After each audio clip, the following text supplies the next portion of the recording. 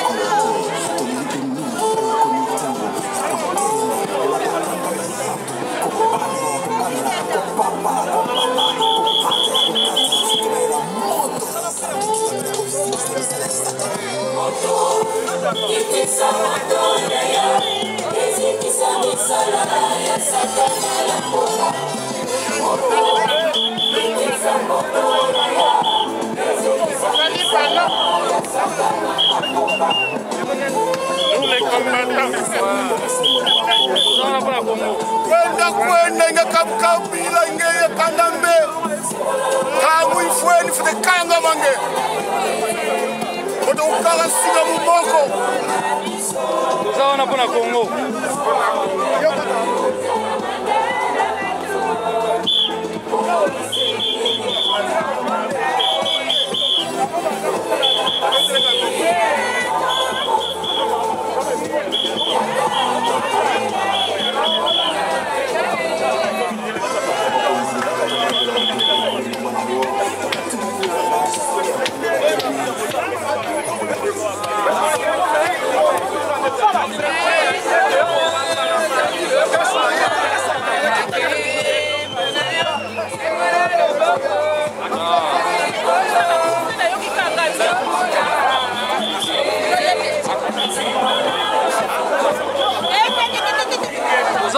Congo.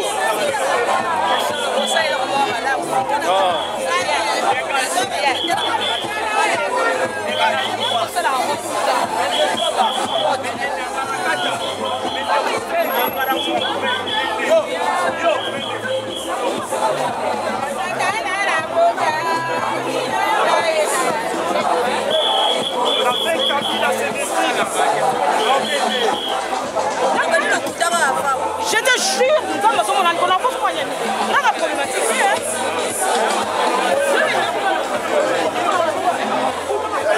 on a pas la Congo. Donc, on a Congo et on a filmé vite. Tous les combattants.com. On a pas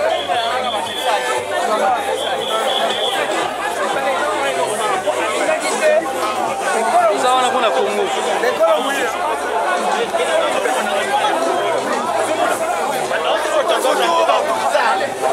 Toza wana bona Congo. Ngeba.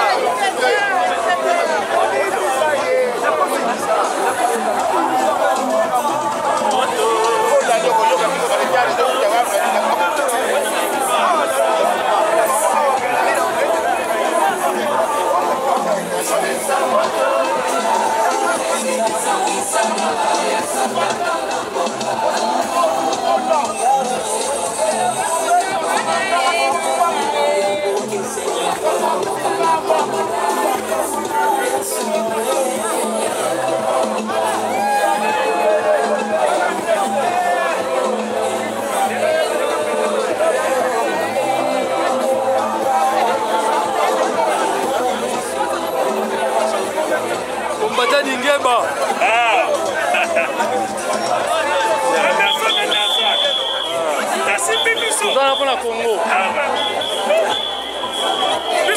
La moitié de 100% congolais. 100%.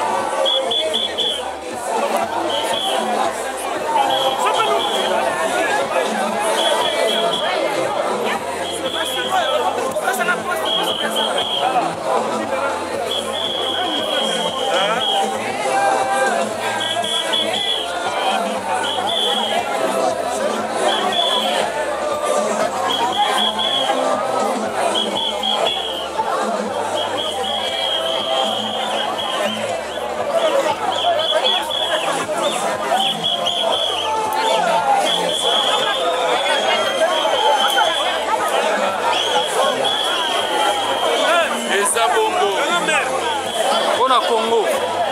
Ça pour la Congo. Maman tout le monde y va. Oye pour la Congo, oye pour la côté la biso. Bonne Congo. Ah merci mille maman. Nous souhaitons aussi notre frère qui soit libéré de ces Jean-Pierre Bemba. Oui papa, c'est na Congo na biso kendeli biso. Tolembi. On ne veut plus de Joseph Kabila. Tolingi et les sous-soutés. Police Kanambe ndeko. Police Kanambe. Tolingi et les sous-soutés. Merci mingi ndeko. Oyo ayapo na Congo te. Azali oyo batindela biso yete. Bamema ye komema. Ingeta.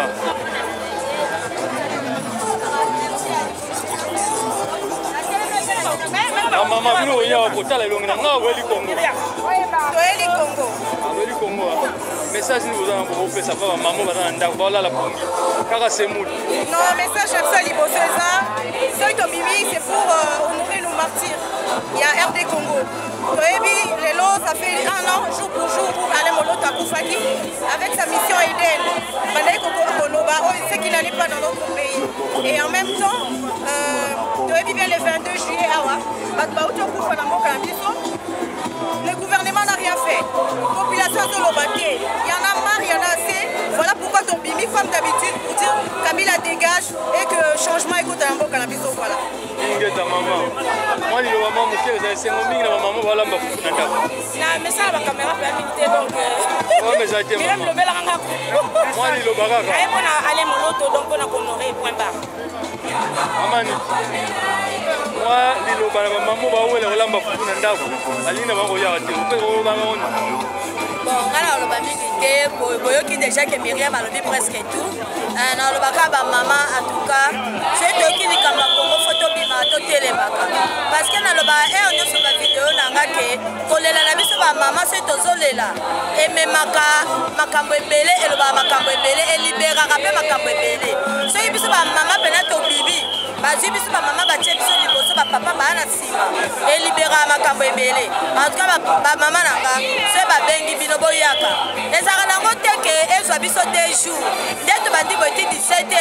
Et si nango maman, papa, mwana, koko, c'est boki Congo a vraiment boté les makas. Tous autres les mapona 8 millions de morts. Batonyo se bakufi Arma Tungulu, Ale Moloto, papa la biso, Azalaki Arma Tungulu. Papa Fidel Bazani, Batutu wana moni, tous autres les mapona ba. Il faut boter les mapona boya. Na o ba victime on est pas kufi. Na tangwa guerre to bandi depuis na 2006 na tangwa élection. Vraiment mingi ba kufi puis to suite na tangwa indépendant. Boya ndenge to kufa ebele. Bo bima so to bengi boya. Ingeta. Tozawa ona sepelisa mute. Tozawa ni intérêt principal ya mukaniso za bengi Congo. Ya mwana lorsque tout sangani de Rosamakolo banda château Routi place de la République. Je crois que nous sommes à l'actualité au événement Salema Namboka. Dernièrement, on nous sommes dans 5 minutes avant le mandat. Dernièrement, Kabila Obabengi Kanambe a aussi pour ça la Obabengi pour constitutionnel. A monté en haut parce que la constitution doit changer la ligne d'ailleurs. Et puis par la constitution Bango pour la Bango. Donc, on a dit ça, Makambouya, élection, constitution, on dit État industriel. Comme on a dit ça, Kabila doit. Dégagez! Dégagez! Donc, la passion de la construction dans la Moka, la 5 000 Congolais sont tous dans 1 minute de silence pour nous organiser la journaliste avant tous à départ. Après les dit, on a la hymne nationale. Merci. Oui, avec nationale.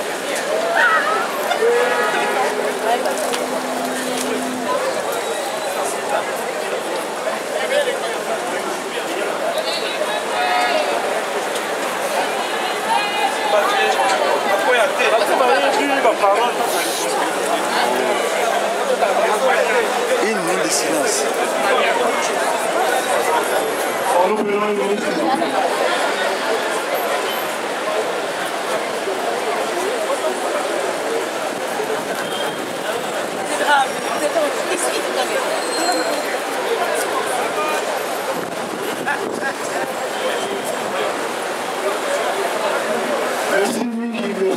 Merci Bana Congo, oye! Oye! Congo, oye! Oye! Bana Congo, oye! Oye! Kabila Abba! Abba! Sassou Abba! Abba! Kamere Abba! Abba!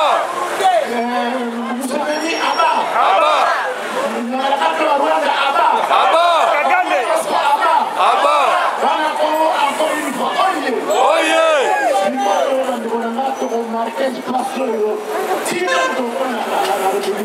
Toyemba la Congolaise, l'hymne national na biso, oyo pesa na biso esika ya biso nde tokendela. Debout Congolais, unis par les sangs, unis par les sangs pour les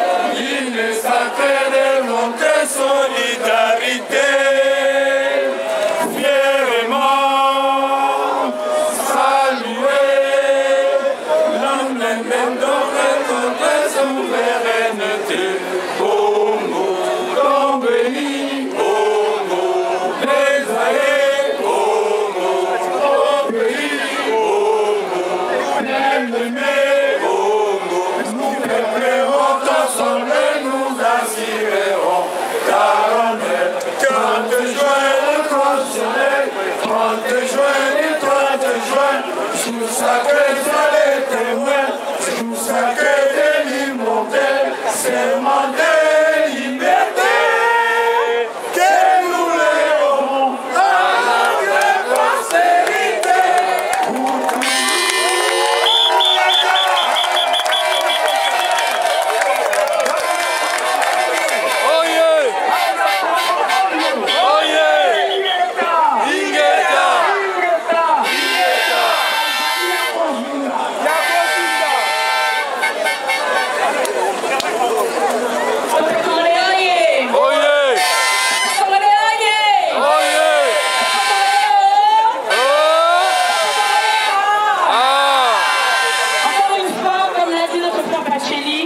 Nous sommes ici pour honorer la mémoire des nôtres, honorer la mémoire de nos martyrs, honorer la mémoire de ceux qui sont partis, qui ont perdu la vie au nom de la RDC. Aujourd'hui, nous ne sommes pas ici pour faire notre petite gloriole, pour nous montrer. Nous sommes là tout simplement pour relayer la voix des nôtres, ceux qui n'ont plus de voix. Nous sommes là pour parler au nom de tout un peuple qui est en train de subir le pire génocide de l'histoire de l'humanité. Aujourd'hui, plus de 8 millions de Congolais ont été assassinés, des millions de femmes violées, des millions de personnes qui sont aujourd'hui sur les routes du Congo, qui sont des nomades dans leur propre pays. Aujourd'hui, si nous sommes ici, c'est encore une fois pour crier notre révolte, crier notre ras-le-bol, dire que nous ne baissons pas les bras, nous ne baissons pas la tête et que nous continuons à agir. Le monde a les yeux bloqués sur la Palestine. On parle du peuple palestinien. C'est vrai, nous pouvons combattre avec le malheur du peuple palestinien. Mais aujourd'hui, nous sommes ici pour dire qu'il y a un peuple plus grand encore, un peuple qui subit un génocide encore plus grand, qui est celui du Congo. La République démocratique du Congo est en train de subir un génocide sans nom. Des millions de personnes sont exterminées. Chaque jour, il y a des arrestations arbitraires, il y a des tortures, il y a tout ce que vous voulez au Congo. Il y a des viols au Congo. Si nous sommes là, c'est pour alerter l'opinion publique, alerter l'opinion internationale sur le drame qui se passe en République démocratique du Congo. C'est vrai qu'on parle de la Palestine, on voit des bombes tomber sur Gaza. Peut-être que si des bombes tombaient sur la RDC, peut-être que le monde en parlerait. Mais notre génocide se fait en silence, avec la complicité des multinationales, avec la complicité des États, des Occidentaux. Aujourd'hui, si nous sommes là, c'est pour vous dire, regardez-nous, regardez la souffrance d'un peuple, regardez le peuple congolais. Ça fait plus de 16 ans qu'un génocide a lieu en RDC. Plus de 8 millions de personnes sont mortes. Aujourd'hui, si on massacre au Congo, c'est pour l'économie occidentale. C'est parce qu'on est en train de créer toute une économie. On est en train d'utiliser des minerais, le coltan. On est en train d'utiliser ces minerais pour vos portables, pour vos iPhones, pour vos laptops, etc. Donc le peuple congolais est en train de mourir. Il est en train de mourir parce que c'est une guerre d'abord économique. Donc nous sommes ici aujourd'hui pour créer notre parole, dire que nous ne lâchons rien, que nous continuons. www.nouslescombattants.com. Au Bisson Afrique du Sud total, c'est le seul et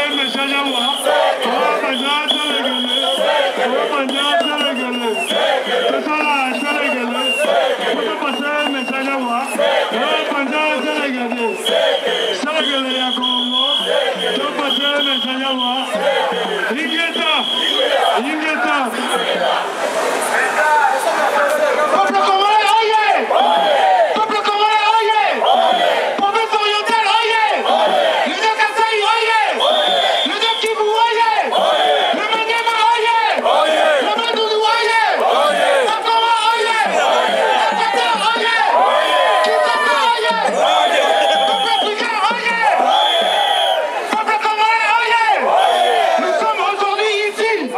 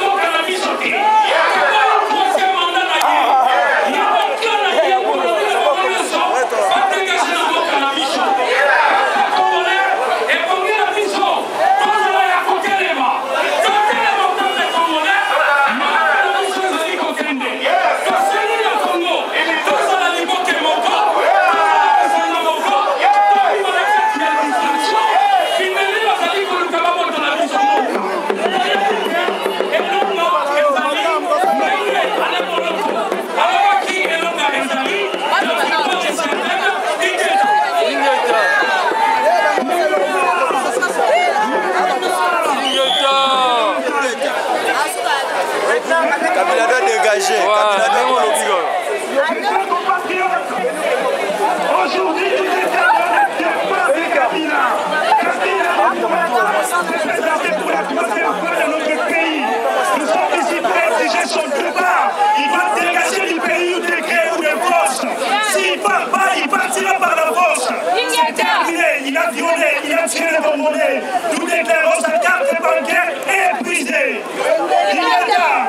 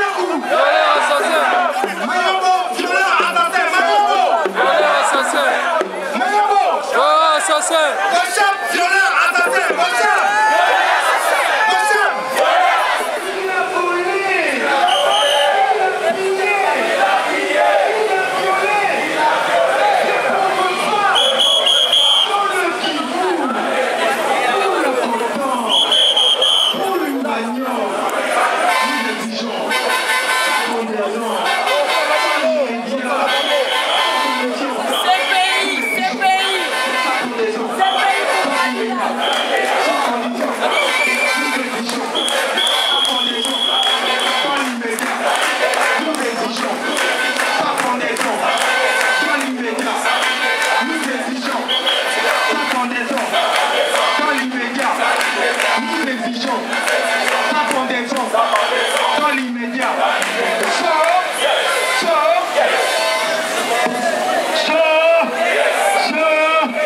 Nous sommes résistants. Je vais devenir le niveau parce qu'il faut donc résister.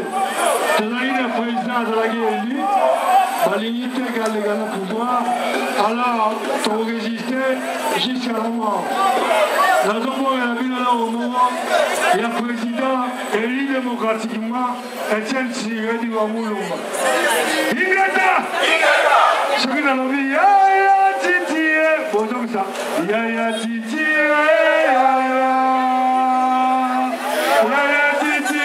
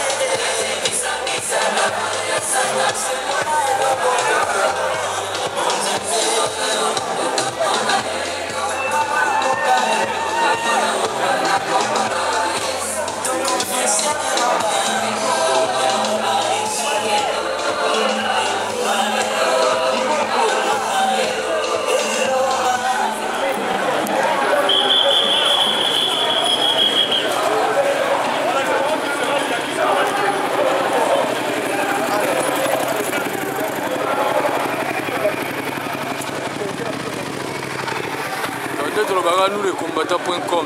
Babambila tout moni bayawa. Bayende ko surveiller manif ba congolais po bazo banga mabema. biso tobundela ni mboka nde tolobaka donc bambili oyo nyonso ngo bakar oyo nyonso omona manif na kati ya Paris toye mpona kopesa bango message donc mwana bandeko kongolo batelema bakendela bobele mboka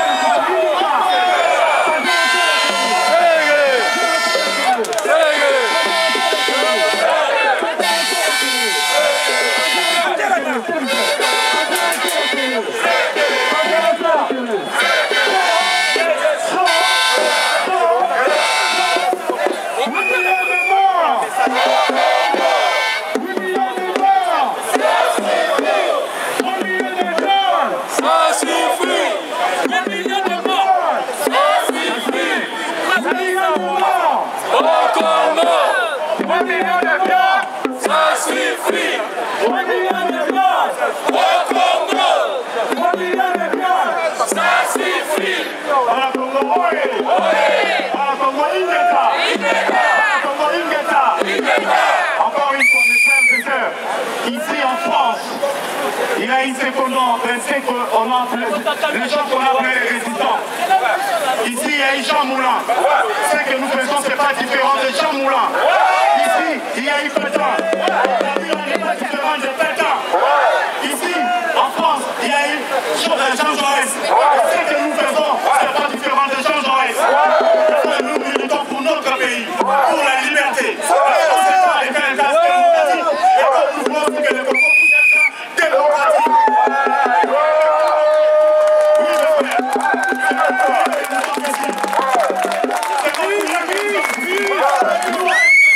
Nous partageons les mêmes valeurs francophones.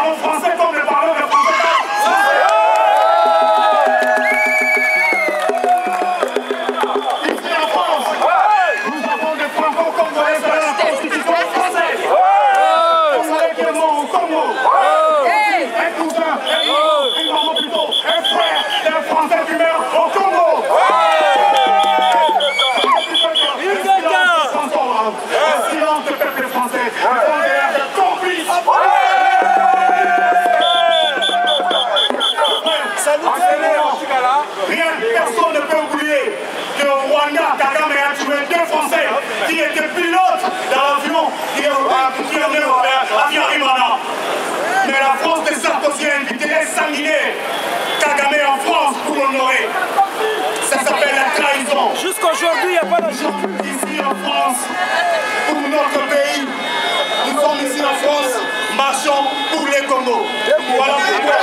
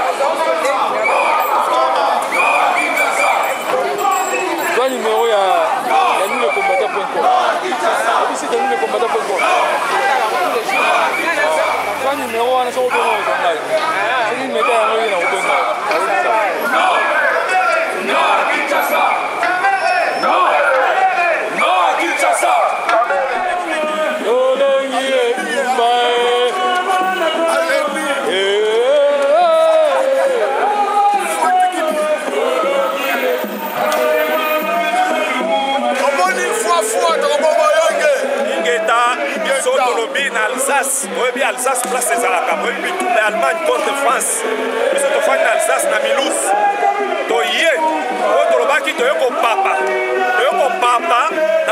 na Paris toye kopapa lokwa toye tolobi Kabila aza na Chibinji Museveni aza na Chibinji Kagame aza na Chibinji bango nyonso tokopapa na kombo na Yesu Ingeta.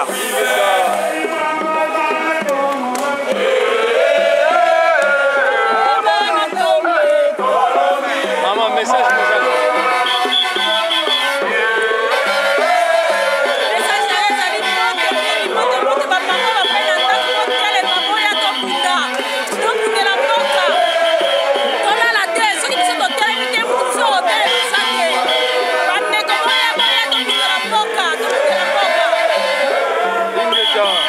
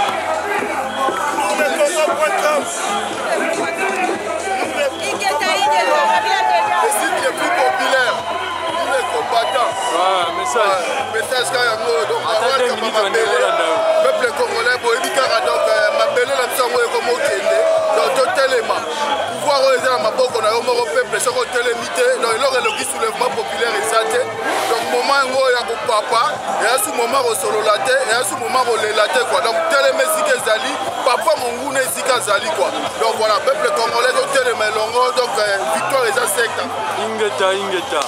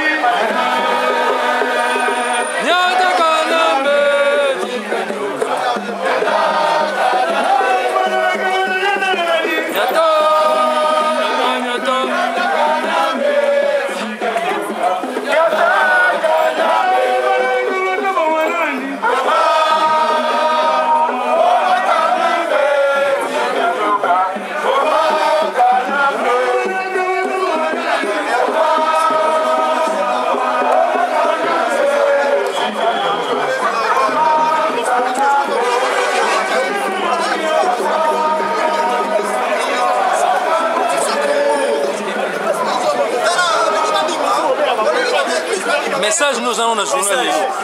Attends 2 minutes, on est voilà. Message, j'aime mon pays, j'aime mon peuple, j'aime le Congo jusqu'à la mort, jusqu'à la libération.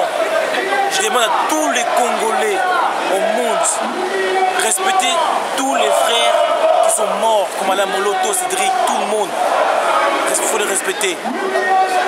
Respecter tous les combattants qui font leur boulot.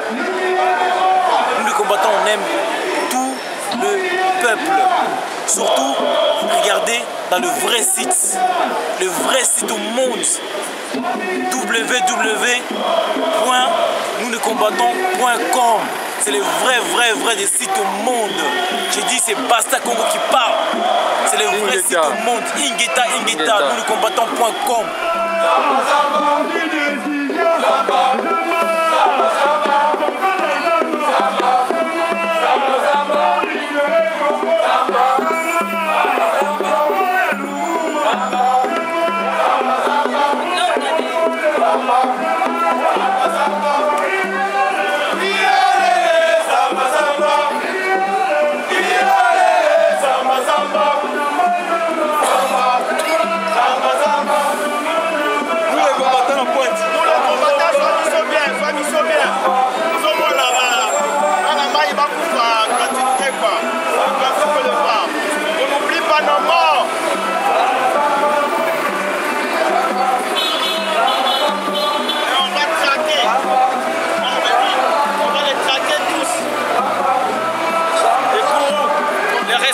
De ce génocide, comme eux, on les a traqués, les nazis, jusqu'après 70 ans, ils doivent savoir une chose que non, nous on lâche pas l'affaire. Les Congolais sont conscients de tout ce qui a été fait chez eux comme carnage. C'est-à-dire 8 millions de personnes sont mortes pour la seule raison de se retrouver sur une portion de terre où il y a des matières premières que tout le monde a besoin. Donc nous, on ne laissera pas nos morts mourir comme des chiens, on va finir par le dénoncer et revendiquer ce génocide-là. Ingeda! Mathieu, un petit message. Bon, nous sommes là aujourd'hui le 2 août. Le problème, c'est qu'il y a nos frères et sœurs, la mort de nos frères et sœurs morts dans le combat. Rendre hommage aux grands combattants, Floribert Chebeya, Cédric Nyanza, Alain Moloto et les autres. Pourquoi? Parce que nous trouvons que le temps est vraiment propice pour que chaque Congolais puisse être conscient de ce qui va arriver bientôt. Effectivement, Kabila, avec ses discours fallacieux, cherchera à modifier la Constitution. Mais il faut dire aux Congolais que la Constitution qui va être modifiée ne nous concerne pas parce que ce n'est pas nous qui l'avons légiféré. Et non plus, nous ne voulons pas des élections organisées par Kabila. Une personne qui a accepté sa défaite. Parce qu'on ne peut pas dire que un président élu qui dit qu'il reconnaît certaines turpitudes ou certaines tricheries. Parce que si vous reconnaissez les tricheries, vous ne pouvez pas conclure avoir vaincu avec plein de tricheries. Ici en France, nous voyons où est-ce que ces tricheries ou des discussions inclusives entre François Copé et François Fillon, comment est-ce que l'UMP aujourd'hui est par terre? C'est par terre et c'est par rapport aussi à dire qu'au Congo, Kabila n'a pas réussi, n'a pas gagné l'élection 2011. Et parce qu'il a dit qu'il a gagné et qu'il va respecter la Constitution. Oui, merci, il a gagné 2015 et 2016, tu quittes le pays. Ça ne sert à rien de changer la Constitution parce qu'à 2 reprises, ta victoire a été réprimée par la population congolaise. Donc j'ai fait appel à tous les Congolais de ne pas faire crédit au discours de John Kerry ou de ne pas faire crédit au discours d'Obama ou de quiconque. Le Congo ne peut être libéré par la volonté ou la dévotion patriotique de chaque Congolais. Si chaque Congolais se met dans la rue pour dire que maintenant, s'il faut nous tuer pour notre pays, alors il faut nous tuer. C'est à ce moment-là que Kabila va partir. Ça ne sert à rien de se réfugier dans des coins pour dire que non, c'est là les combattants, qu'est-ce qu'ils ont fait? C'est là, qu'est-ce qu'ils ont fait? Chaque Congolais occupe une parcelle du Congo. Chaque Congolais représente le Congo là où il est. Il est appelé à chaque Congolais de se mettre debout. L'Europe, ce n'est pas notre pays. L'Europe, ce n'est pas notre terre. Notre territoire, c'est le Congo. Ingeta, je vous appelle, chaque Congolais d'être présent, chaque Congolais là où vous êtes, et la prochaine fois, chaque programme d'être présent pour votre pays. Merci beaucoup, Ingeta. Et je remercie aussi la radio, télévision, nous les combattants, parce que c'est la seule, c'est pas pour leur donner gloire, mais je reconnais que c'est la télévision là, et la radio qui nous suit partout.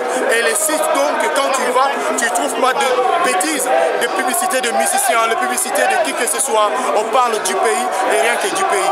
Ingeta, nous les combattants, avancez, sois bénis.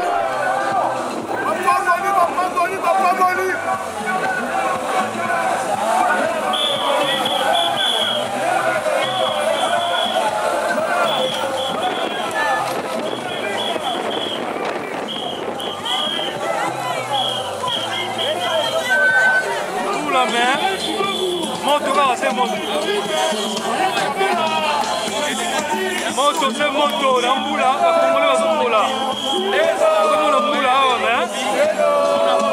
on est sous la pluie pour le Congo. Toujours pour la moula pour le Congo. Donc, nous avons passé la montée maintenant dans le Congo. Kabila, nous avons entouré.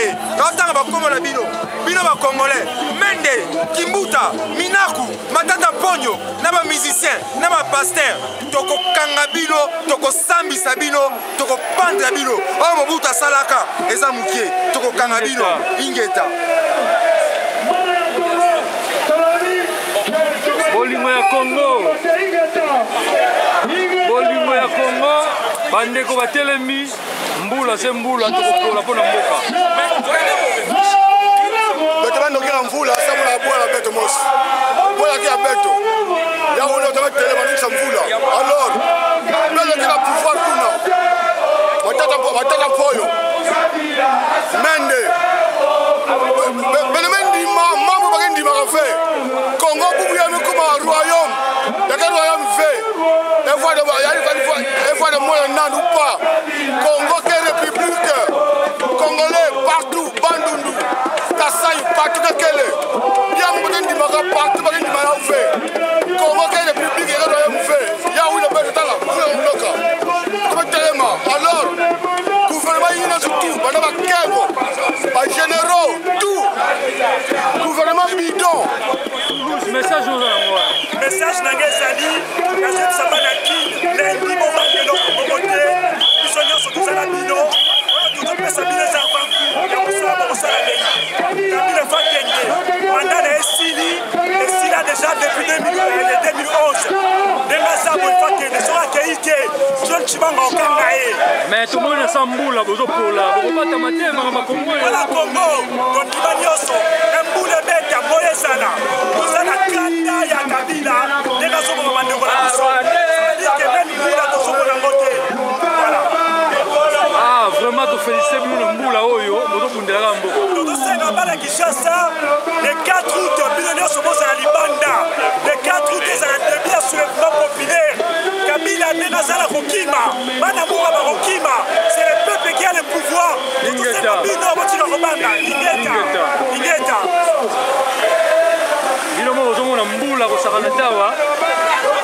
Congolais il faut pas pola. Bakopola pour na mboka na bango. Donc on a marche na sambula.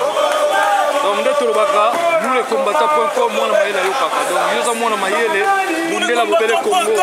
Toujours là. Oza mwana mayele bundela bobele Congo. Donc ndeko tout ba poli na mbula. Ba mama ba moye ba poli na mbula pour na Congo. Ata pour na mbula to ali to Kabila dégage, non à la modification de la constitution.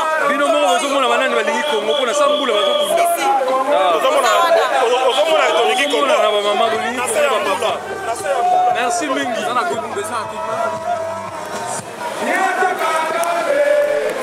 Ndenge tolobi kaka toi toujours awa mbula makasi ya kosakana te mais bozomona bino mona ba image bakongolais oyo batelema oyo babundelaka toujours mboka na bango ndenge toza wana nous les combattants.com site ya bacombattant oyo etelema eloba ekobunda ntina suka mpona libération ya mbobele ya mboka okomona ba image bino moko mbula ezobeta bandeko batelemi bazobundelaka mobele mboka toza wana mpona Congo otala bino bandeko bapoli eza makambo mboka esengeli yo nde congolais obundela bobele yango ndeko banso bozali komona na kabilili nous les combattants.com na bambila bazali ya kopola bino bozomona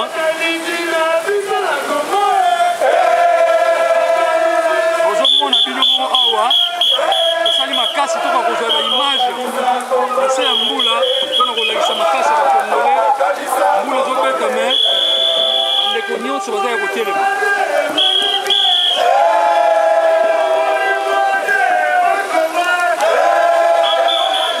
botala bino moko banzoto bandeko basi mibali bakolo mboka bazali kotambola na kati ya mbula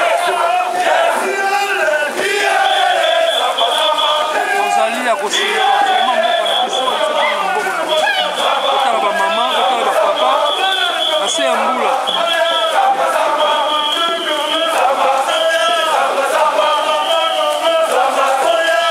bino moko komona bandeko baza ya kosilika bandeko na se ya mbula mpona ndeko na biso bakobeta mbunda na mabele nakasi bozomona ye wana ndeko azali kobeta mbunda makambo ya Congo donc bomoni bino moko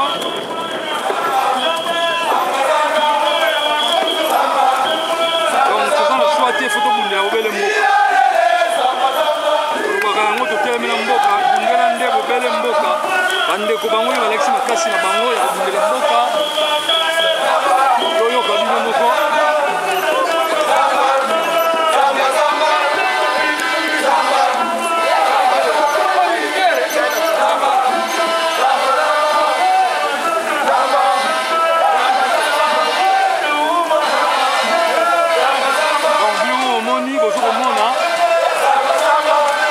bandeko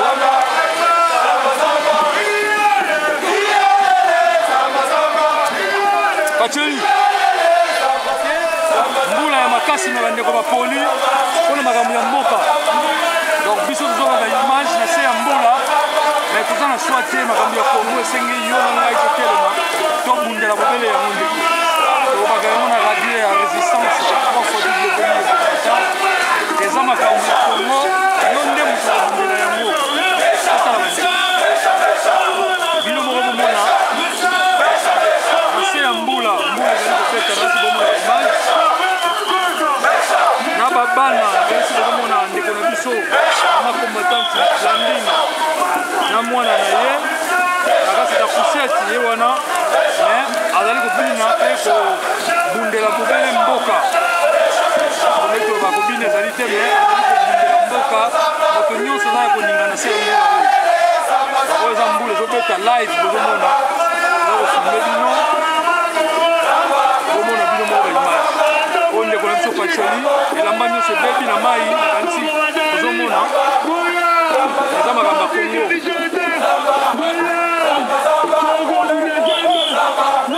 eza makambo ya Congo ezali kosenga biso nyonso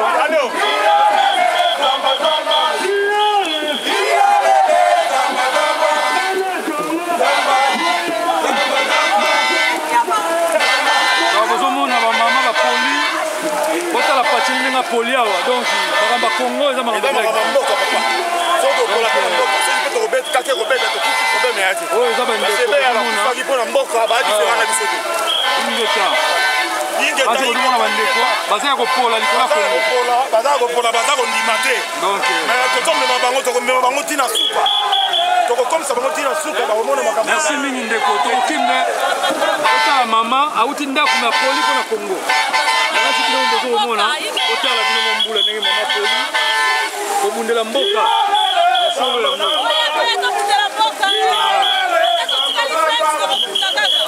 botala bino moko bamama mama na bapapa botala mbula makasi ya kosakana te eza makambo ya Congo botala mama mpa yaka elongo na biso botala bino moko botala bino bandeko nde bazali kopola eza makambo ya mboka basali yeyo kopola ya mbula mpona mboka akanti nali biso nde mpona Congo libération ya Congo na se ya mbula na se ya mabele na se ya mai Kabila dégage Kabila doit partir Kanambe dégage Kanambe assassin Mende assassin bozomona bandeko mais attends la samboula je suis là je serai là en plein hiver pendant qu'il pleut je serai là pour le Congo pour mon Congo même s'il pleut je serai là ingeta nakanzi tokomi na république awa bazomona bambila donc eza makambo tokomi na place efali tokoma me bandeko batelemi tozo kozwa image oyo mpo bino nzomona ke eza vraiment ndeko lisi ngando yeyo pasili kopola na mbula likolo ya Congo mpona Congo tokolemba te mpona bandeko na biso basi bakufi na Congo des millions de morts nos femmes violées pour les 12 millions de morts nous ne lâcherons pas l'affaire nous ne baisserons pas la garde nous sommes les gardiens de la nation congolaise le Congo nous appartient et non aux Rwandais Kabila vous allez sortir des guerres merci Mingi merci toi et ta bande des irresponsables ingeta nakanzi bozomona mai yango awa po toprouve bino bozomona mai ndenge mai ebele mbula makasi donc bandeko batelemi nakasi botala bino moko bato tobengaka bakengeli ndenge bapoli likolo ya biso tozali bato tobundela mboka ndeko olakisa bango ndongo poli mpo babiso bazokomprene bitumbo te toza awa mpona kolongola yo Kabila Joseph na groupement na yo bino tu dégage to na posa na bino te bomona biloko po ebaki to bunda po tio kolonga eza filme oyebi ba filme eleka na Congo ba filme akutaki te yango événement ba relève yango bomona ba événement moi message muté pa Lambert Mende yo ministre de l'incommunicabilité porte mensonge du gouvernement l'avocat du diable la détermination la kanisi na mutu na yo ozala ba image ya Samuel Do na mutu na yo ozala ba image ya Chesku na sukisi wana abona entendre ça ingeta nakati botala bandeko baza kopola mpona Congo donc oyo ezali mpona makambo ya Congo donc bozomona bandeko na bato babengaka bakengeli image yango oyo bandeko bozomona ndeko na biso Miluzi aza wana bazali kopola mpona makambo ya Congo nakasi bozomona ngosingi bazali wana azokopola na mbula mpona Congo botala bino mondenge poli donc eza makambo ya Congo esengeli nde biso tokundela kobela yango yeyo kombata mikese yeyo azokopola tozotambola mpona Congo donc tokotika te tozokomemore bamémoire ya baale moloto ya bamartire na biso tozokende tokotika te toza na biso toza na bango mayele tina suka akanisi eza makambo ya mboka tala bamama nde bapoli eza pasi mpona Congo tala bamama ndenge bapoli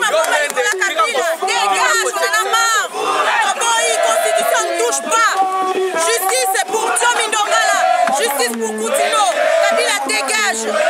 Tala bamama ndenge bapoli bamama bapoli la mère Mende nazoyi biso yo mona nga ya suka yo na mbula kaka boye nde tokokotela yo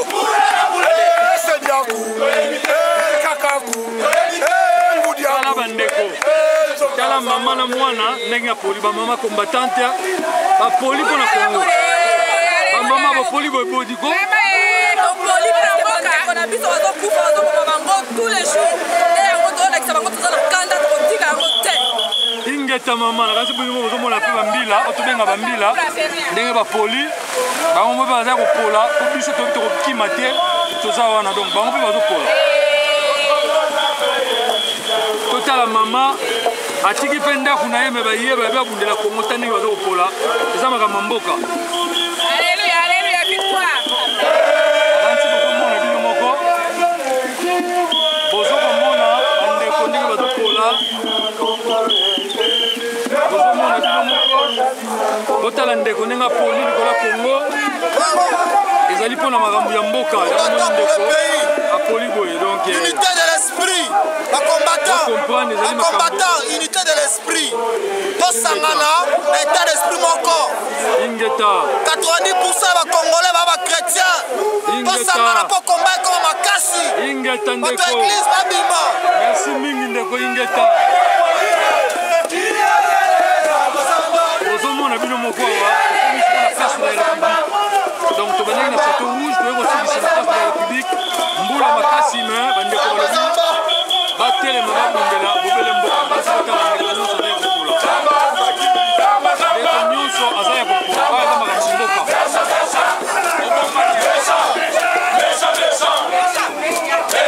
nakanisi tala ndeko ndenge bapoli mama topoleli mpula mpona mboka kabila tolobi toza méchant iva dégage alibere mboka na biso bamama oyo to lelo tokomona mboka oyo eza mpona kabila wana toza bavictime ya baviole azali koboma bapapa na biso bandeko na biso yango lelo totelemi na sambula tolongo eti bamiluse baprovince mosika tolobi kabila ifo kite pas de changement de constitution toboyi makambo ya changement constitution obomi mingi na mboka na biso oyibi osali nyonso ozalaki nango mposa kosala imposter bima na mboka na biso ingeta mama nasi kotala bino moko toyei kosukisa na place de la République oyo tolobaki tobana château rouge ti na place de la République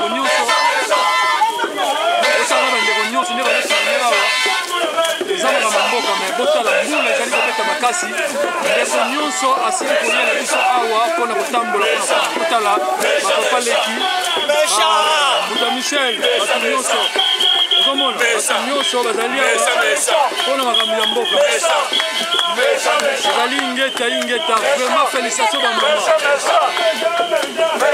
félicitation na ndeko nyonso oyo atelemi awa mpona kobundela mboka mama niki mpe azali wana ingeta mama nakasi kotala bino moko bozokomona bandeko bazali kobundela bobele mboka bandeko bazali kobundela mboka ta bamama ndenge bapoli ndenge tozoloba tala ndeko na biso ndenge apoli me alobi ya kobunda mpona mboka tala bamama ndenge bapoli awa mama opoli bonene nini mama na mokolo lelo na sepeli parce que nous sommes venus en tout cas honorer ceux qui sont tombés pour la cause de la patrie. En tout cas, tous nos martyrs, toutes les personnes qu'on a éliminées physiquement parce que nous aimons le pays, nous les honorer. Nous voulons vraiment que le Seigneur, en tout cas, accepte notre sacrifice. C'est sur la pluie, comme une prière qui monte tout droit vers le ciel. Qu'il entende que cette pluie qui tombe, que ça soit vraiment une bénédiction sur le peuple congolais en diaspora qui souffre avec celui qui est resté au pays. Que ça soit une prière de délivrance pour que tous les étrangers, toutes ces personnes qui sont venues vraiment, en tout cas, ont confisqué le pouvoir des Congolais, que toutes ces personnes puissent être confondues, que Dieu les mette en tout cas hors d'état de nuire et que le pays revienne aux fils et aux filles. Maman, merci beaucoup.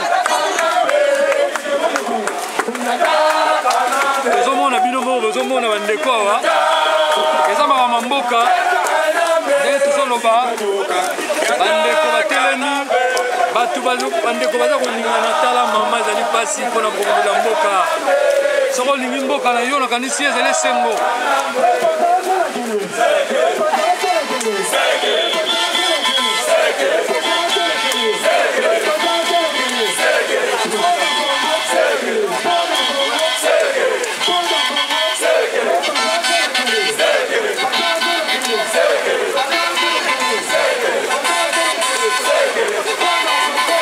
tolanda bino bandeko panza selekeli oyo eza makambo mboka tokofilme ntina suka ya marshe ezala mbula pe ti ndenge nini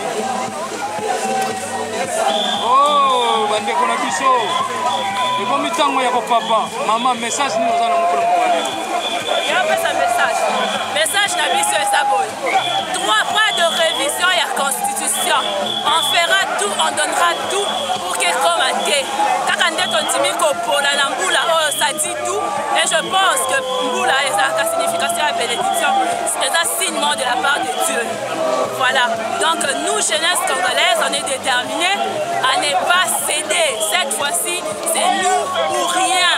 Nous sommes déterminés, constitution et qu'on bouger à tâter. Ne touche pas à mon article 220. Pas de mouvement, pas de ligne. On va faire bouger les choses. Et la communauté internationale va réagir. Merci beaucoup. Merci Marcel. Merci pour un petit message. Il y a un décolobiso et moi aussi. Donc aujourd'hui, maman Pauline Ming est au moins un problème. Maman peut-être que c'est un moko. On a 3 fois www.nous-les-combattants.com. Message nous en a maman et Pauline pour les locaux. Franchement, nous les combattants, merci pour la parole. C'est la première fois que nous les combattants. Je veux dire que notre maman Toyaka, parce que combat au Bouddha, et là pour la bande de Colabiso, on va s'en à Congo, on va s'en à Kivu. Tout les bango, on va s'en violer, on va s'en violer, papa peu en plus, on va s'en violer. Il y a un moment dans le moment Toya. En fait, Oyo et la poto les la pour martyr la biso, on va trop coup pour la Congo. Allez Moloto, c'est dit Nyanja, il y en a plein en fait. Mais par contre, moi je sais que je veux dire le pouvoir en place au niveau politique canadien, il ne faut jamais toucher à la constitution congolaise. Il ne faut jamais toucher. La constitution congolaise, il faut respecter quand même le peuple congolais. Parce que la constitution la mission, je ne veux pas qu'on touche en gros. Donc par contre, je sais que moi ce que je veux dire, ce que j'ai remarqué, Sassou Nguesso, elle a touché la constitution. Et politique canadien le même. Donc, je dis non-stop à la constitution congolaise. De respecter la constitution de la mission. Ingeta, merci Mingi maman. En tout cas, pour aujourd'hui, nous avons poli pour battre mon âme. À Kambo, nous avons maman, mais pêche poli. Merci Mingi. Merci. On t'a l'un de vos blanchard, on est poli. Et ça va pas pour moi, on est tout le monde. On est poli. Donc, tu vas te filmer, tu n'as pas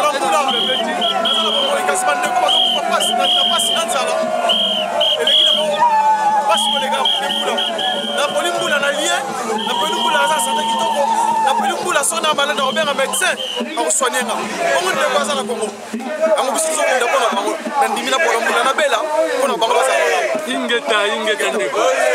Mais combattant Michel, moi il est poli pour le journal, il est poli pour la Congo.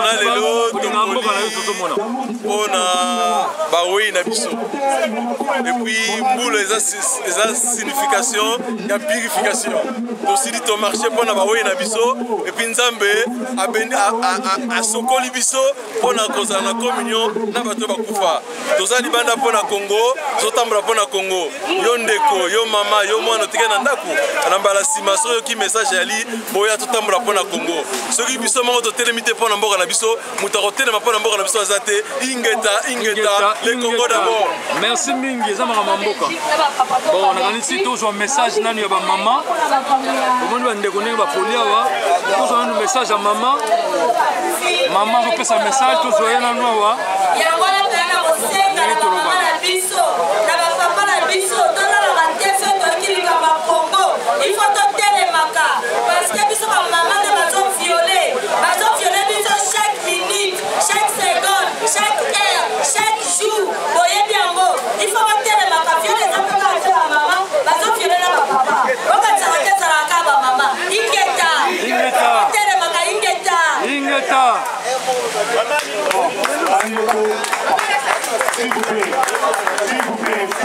Bah combattant Milouz, Milouz. www.nouslescombattants.com biso en Afrique du Sud total. C'est celle et lui. Sera truqué. Il y a moi toujours pour la dénoncer changement de la constitution et en même temps pour dénoncer ma crime, ma viol, ma massacre, tout ce qui se passe en notre Congo. Il y a même pour l'élection prochaine, tout ça contre la CENI. Donc voilà, continuons notre lutte, continuons la sensibilisation. Ceux qui ont bien son marche, pour le Congo parce que nous sommes là pour le Congo et les Congo d'abord, les Congo encore, les Congo toujours. Ingeta.